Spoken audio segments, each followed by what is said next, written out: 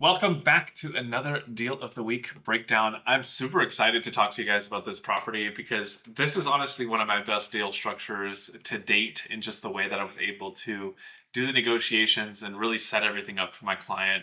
Honestly, it was a great opportunity for my client who's going to have an amazing long-term investment property that they're going to be able to keep. Funny enough, I was actually the realtor and the loan officer on this deal for a friend of mine who is purchasing a triplex in Sacramento. What I really like about this specific deal is not only is it going to cash flow once they move out of the property, and it's going to be cash flowing, multiple hundreds of dollars. They're also got into this deal with very, very, very minimal out of pocket on the deal for what you would actually get for most multifamilies.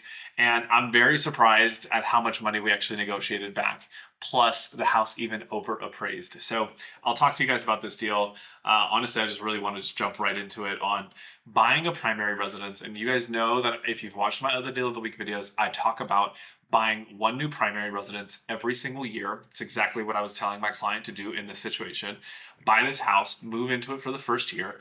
After that, move out of it, turn it into an investment, and go buy another primary residence to live in. So you can buy multiple properties over time. You accumulate, 2, 3 properties over 2 to 3 years, 4 years maybe. And then what happens? You wake up one day and you see that the market's shifted and you have a ton of equity in all your real estate. So if you want to sell it, you can take that money back out, go reinvest it into more properties, do refinances. There's endless opportunities here. So jumping straight into this deal, we ended up doing conventional financing on this one. Conventional financing actually allows you to purchase multifamilies and still put low down payments. So even though my client was a first-time home buyer, where most circumstances when you're a first-time home buyer, you can get into a property with a minimum of a 3% down payment. In this one, we actually put 5% down because it was a multifamily property. It was a triplex. It was a duplex in the front with a third unit in the back. This property sits on 6,098 square feet. That's the lot size. Living square footage was not really super accurate for what was actually reported, but I do know it's a 4-bedroom house in the front. It had another 1 in the back unit. And then in the third unit in the very back, it was a 3-bedroom, 2-bath. So a ton of space, opportunity to be able to charge really good rents, and it was already remodeled by the sellers, if you can believe it. So we actually purchased the property for $775. That was the sales price that we were under contract for. Let me just go ahead and put this in here for you guys. So it was a triplex, 3 units. We purchased it for $775. However, the property actually ended up appraising for $800,000, and I'll tell you guys what we ended up doing with that money. Down payment again was 5% down, which we ended up doing the down payment off of the 800K. And the reason why is because we actually ended up changing the price at the last minute to 800,000. But the reason why we did that was because the house had over appraised. So the 5% down payment was based off of the 800,000, which puts us at 40,000 for the down payment. Crazy interest rate that we secured on this was a flat 6%.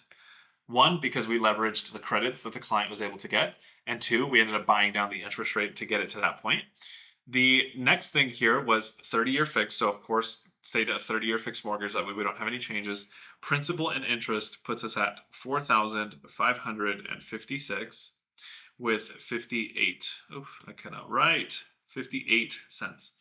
Homeowners insurance came in at $94, which was honestly relatively cheap.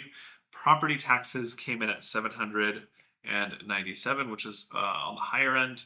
And then PMI came in at 240. Now, my client had an amazing credit score over 800, and the PMI does play a factor here, but PMI is actually more expensive when you buy a multifamily and you're putting a lower down payment, like in this situation. Bought a triplex, only put 5% down, and so therefore it was slightly more expensive. This puts our total monthly payment right around $5,600 a month. And what's cool is I'll walk you guys through what the numbers are here on this as a rental, and so you'll kind of have an idea on how we're going to be structuring this afterwards.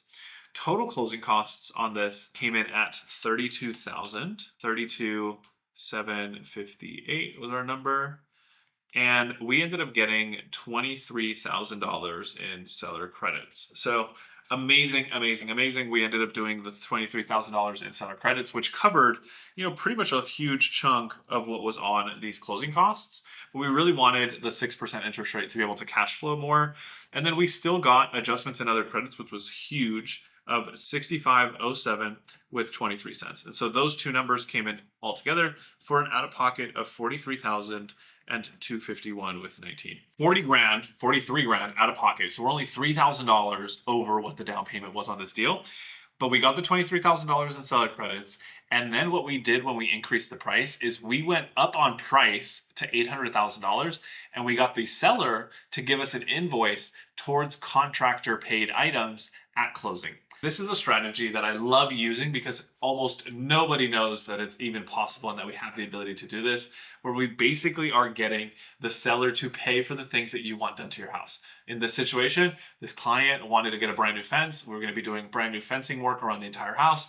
I ended up getting a $23,000, $22,000 contractor invoice paid at closing by the seller, in addition to the $23,000 in credits that we got. So it's like almost 50 grand in money that we got back from the seller, plus all of these things that we're gonna be able to do, and then cash flow on top of that, which is crazy once our client moves out of the property. Overall, I think it was an amazing deal, leveraging my strategy of, let's negotiate on the credits. Let's come back and negotiate more. If your house ever over appraises for more, let's go back and let's ask for an increase on the price so you can capture that money that the price increase is going to be able to give you, right? So that was the way that we structured it. We were just taking advantage of saying, hey, let's go up $25,000. So in this situation, we went up $25,000. The seller gave us a they took $3,000 off of that, and so they gave us $22K. So we had a $25K increase, took a $22,000 invoice, paid the seller an extra $3 grand basically, but we got $22K at closing in order to use it towards contractors. I honestly really love that strategy. Not to mention, the front unit for this house could be rented for easily $3,000 a month. The back unit already had tenants in it for $2,400 a month. That alone puts us at $5,400. And then the client is going to be living in the second unit in the middle, which was the smallest unit. That unit could rent for possibly, $1,400 to $1,700 per month. She would be cash flowing over $1,000 a month once she turns this property into a rental.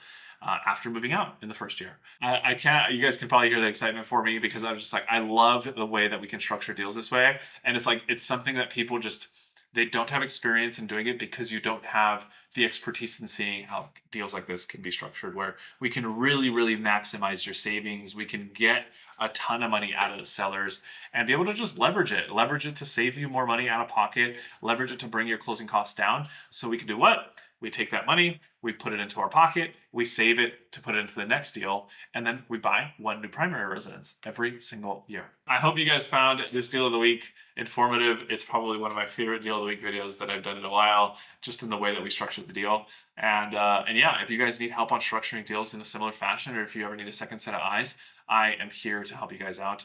If you haven't seen my other deal of the week videos, check them out either here or here. My team and I do them every single week, and we're showing you real scenarios of real things that our clients are purchasing, and what the reality is behind trying to secure financing and being strategic about it. So I will see you guys in the next deal of the week. Peace out.